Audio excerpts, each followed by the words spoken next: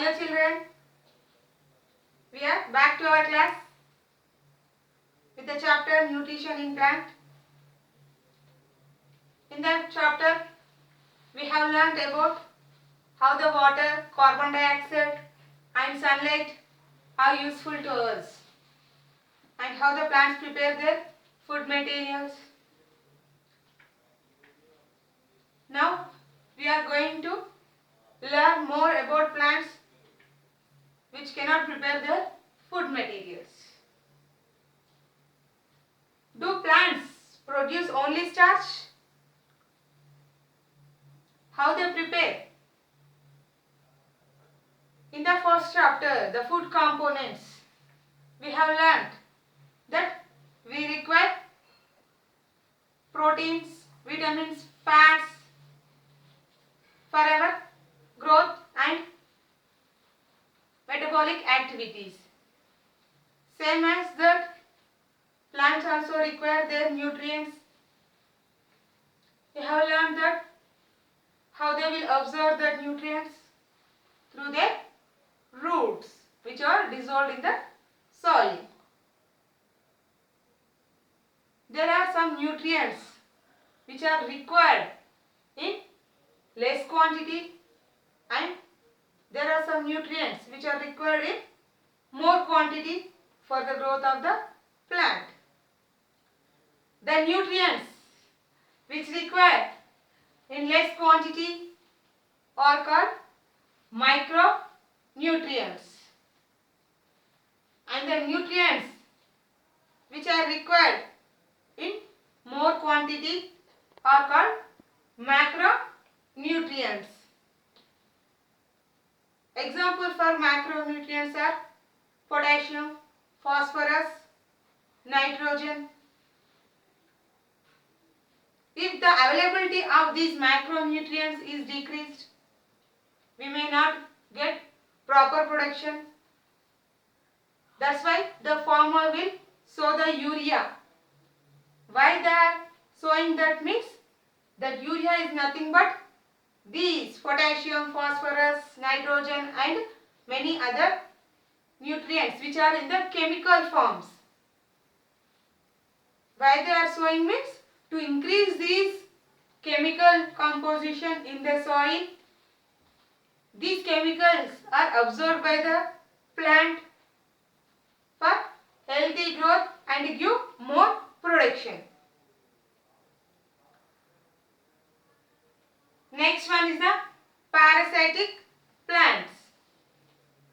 Children, you have already learned in your 5th class about parasites, saprophytes, insectivorous plants. Now once again we will recap here. The plants which depends on other plant for their growth, means for their food materials, are called parasites. Example for this one is cuscuta. Not only plants, even any animals. We are into parasites. We are depending on other for our food.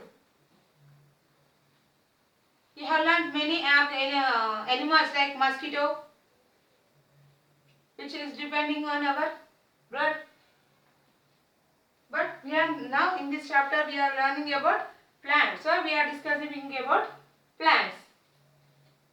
If you see the cuscuta, this plant does not contain chlorophyll to prepare its food materials.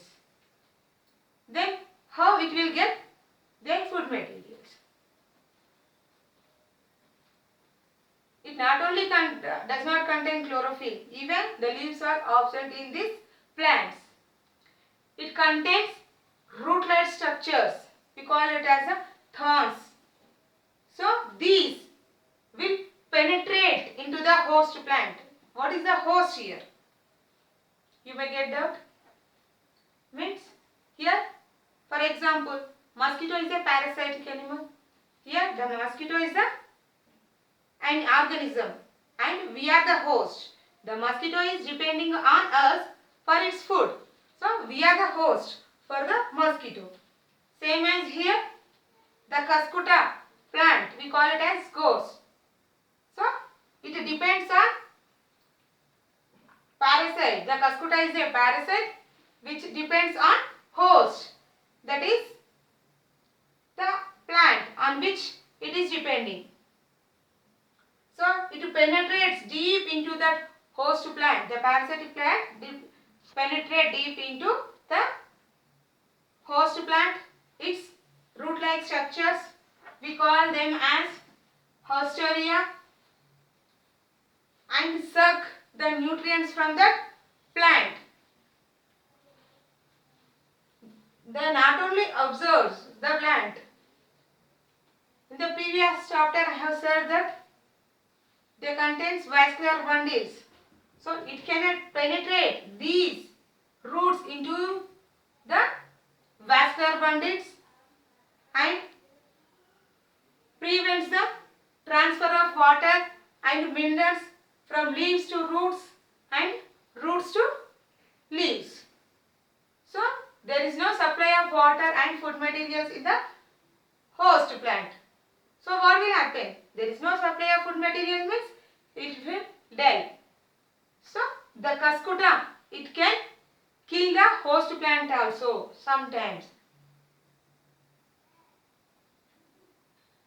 The next one is saprophytes.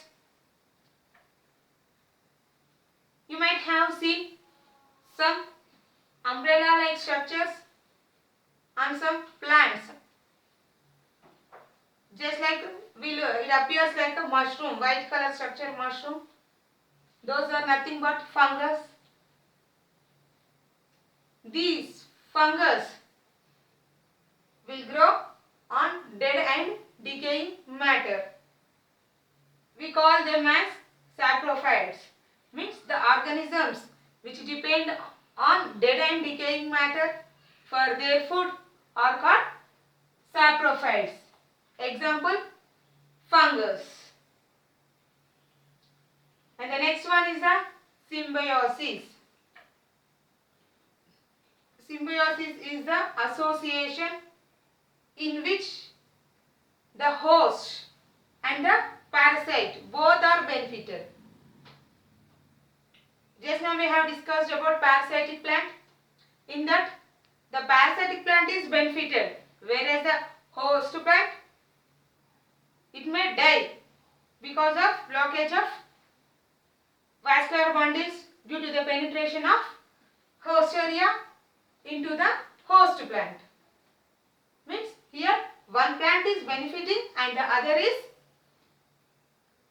not benefited. Whereas in symbiosis association, both here the host plant and also parasitic plant both will get benefited. So we call it as mutual association. Mutual association in which both the plants are benefited. Such type of condition is called symbiotic association. Symbiotic association. Example for that one is Rhizobium bacteria. This bacteria will live in the root nodules. Root nodules means if you see the roots, you can observe this for observe in the roots. These are the root nodules, white rod circular structures you can observe in the roots. These root nodules means the plants. This plant does not able to absorb nitrogen from its surroundings. That is means from the soil. These Rhizobium bacteria which lives in the soil converts nitrogen into other form which can be easily absorbed by these roots. Means here the root nodules. The bacteria will live in on these root nodules and helps the roots roots to absorb the nitrogen. Here, in turn, the rhizobium will get nutrients from these root nodules, and the roots will also get nutrients. Means here the bacteria is also benefited, and the plant is also getting nutrients by the help of rhizobium bacteria. Another one is the insectivorous plants. You have already learnt in your 5th standard. There are some plants which can live on other insects for their food. They have green color leaves. They can prepare their food material, some plants, but they cannot absorb nitrogen from the soil. For this nitrogen deficiency, they will depend on insects for their food. So, when the insect come and fall on that leaf or leaf-like structures, the leaf will close automatically. When the insect come and fall on that insect, it will close automatically till 20 days, 10 to 15 days. It again does not open that leaves until the insect is digested from that leaf. So, the plant is absorbing some nutrients like nitrogen from the insect. Such type of plants are called insectivorous plants. Example for insectivorous plants are Venus flytrap, Utricularia. So, if you see on some big plants, white or green color structures which are we can able to see. These structures means that is nothing but algae which depends on the plant for their food, and in turn that algae is covering a protection over the tree to protect the tree from the intensive light. Here the plant is also benefiting, and also the algae is also benefiting for its nutrients. Next, another point. Some people will store the plant parts. It may be roots, it may be flowers, seeds and leaves in a book, like a scrapbook. Dried leaves, that is a dried flower, dried leaf, dried leaves, and they will stick in the book. We call that book as herbarium. You can see all those in your higher classes. Children, go through these points. Try to write your own notes. Prepare your own notes. We will meet again in our next class. Thank you. By this we have completed our chapter. See you, children.